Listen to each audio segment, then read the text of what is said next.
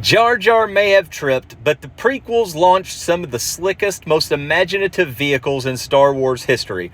From chrome cruisers to Republic gunships, these toys weren't just screen accurate, they were action-packed and shelf-dominating. Get your clone army ready. This is Playground Chronicles, top 10 prequels in the Star Wars era from 1999 to 2005. Coming in at number 10, we have The Flash Speeder, Episode 1, 1999. Underrated but unforgettable. The Flash Speeder was the green ground cruiser used by Naboo forces during the battle with the droids. The toy version had pop-up missile launchers and room for 2 figures up front and 1 cannon in the back with spring-loaded rocket-firing items. It may not be flashy, but it is definitely one of the greatest toys to have a battle with, especially being a throwback to vintage Star Wars era. A fun fact, it was one of the only toy vehicles in Episode 1 line that not piloted by a Jedi or a main character. If you blink in the movies, you may not see it. Awesome figure. Coming in at number 9, the Sith Infiltrator from Episode 1, 1999, but got a release in 2007 for a re-release. Darth Maul's Sith Infiltrator was pure menace, sleek, dark, and built for silent strikes. The 1999 version was compact, but the 2007 re-release gave us a beefed-up model with opening wings, missile launchers, and a Maul figure on a speeder bike, which is a nice little touch. Early concept art called for this to be the stealth starfighter. Either way, it's pure evil in ship form. And as you could see, the more modern version of this was fantastic. Sadly, never owned a vintage, and I'm kind of mixed of even thinking that it was there, but Google said they had a vintage one, so I'm going to go with Google because it's smarter than I am. Definitely wasn't a shelf warmer like most Episode 1, 2, or 3 figures for me. Coming in at number 8, Anakin's Pod Racer, Episode 1, 1999. Who didn't reenact the Butana Eve classic in their living room? I loved it. Anakin's Pod Racer was massive for a kid's toy, but one of the littler ones for pod racers. With dual engines, translucent energy cables, and a detailed cockpit. Add Sebulba's Pod Racer, and it was go time. The engines were detachable for dramatic explosion reenactments on the toy, and oh yeah, we definitely crashed them several times. To get a good figure and a good box like this is really hard to come by. They're starting to get up there in price, even though back in the day they were cheap. Coming in at number 7, Jedi Starfire, Episode 2. Before the X-Wing, there was the slick triangular Jedi fighter. Obi-Wan's sleek red Delta 7 had detachable wings and a slot for your mini R4 P-17 or R2-D2 fighter. Perfect for hunting bounty hunters or crashing into a cereal box, however you played with her. Kenner, well, now Hasbro, released multiple paint jobs, including Aayla Secura's blue version and Mace Windu's purple beast. They came out in a lot of different versions, so they're really easy to get. It just depends on what paint scheme you want for this. That's really the decision. Coming in at number 6, Vulture Droid, multiple versions from 1999 to 2005. Fold it, stand it, fly it, the Vulture Droid did it all.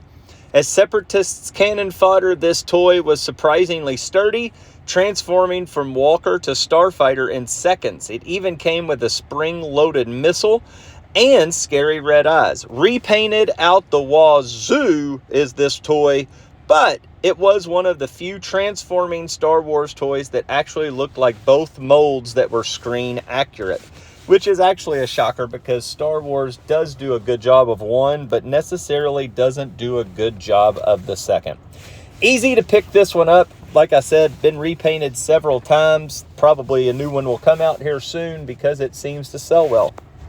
Coming in at number 5, Naboo Royal Starship, Episode 1, 1999. This thing was a chrome palace on wheels. The Royal Starship was one of the largest Episode 1 toys with the escape pods, electrical lights, sounds, even a silver plastic to blend into a TIE pilot. Expensive? Yes. Majestic? Yes. Worth it? Yes. Do you get a cool R2? Worth that? Not really. Some editions came with a Queen Amidala figure in full regla. She definitely needed a whole hanger for all of her cool toys. This one's hard for me not to put number 1, but we got some bangers coming in here to wrap up the top 5. Hope you enjoy it. If you like this, leave a comment. Tell me how bad I'm doing. Tell me how good I'm doing. Thumbs up, maybe? Enjoy this. May the 4th be with you on these Star Wars adventures. Shooting into number 4 is the ARC ARC-170 Starfighter from Episode 3, 2005.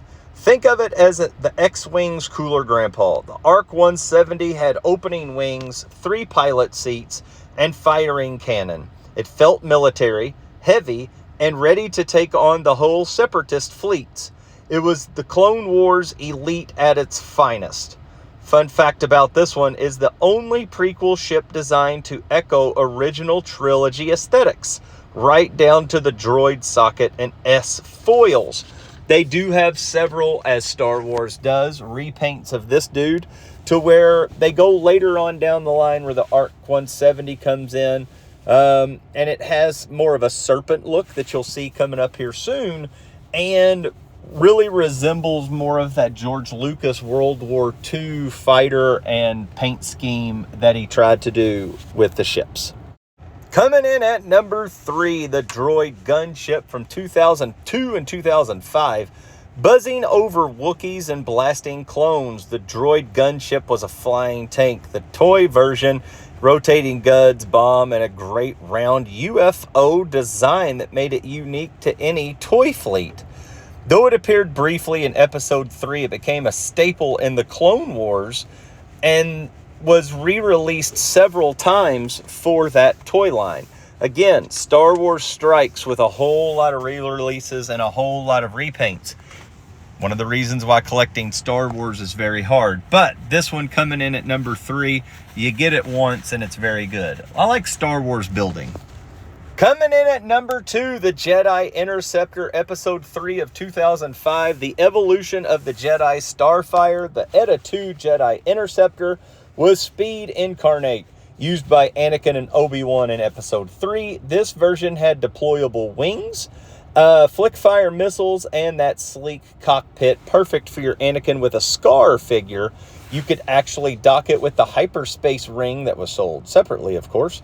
The toy line wasn't kidding around. These are great adds to any collection. Coming in at number 1, the Republic Gunship, Episode 2, 2002.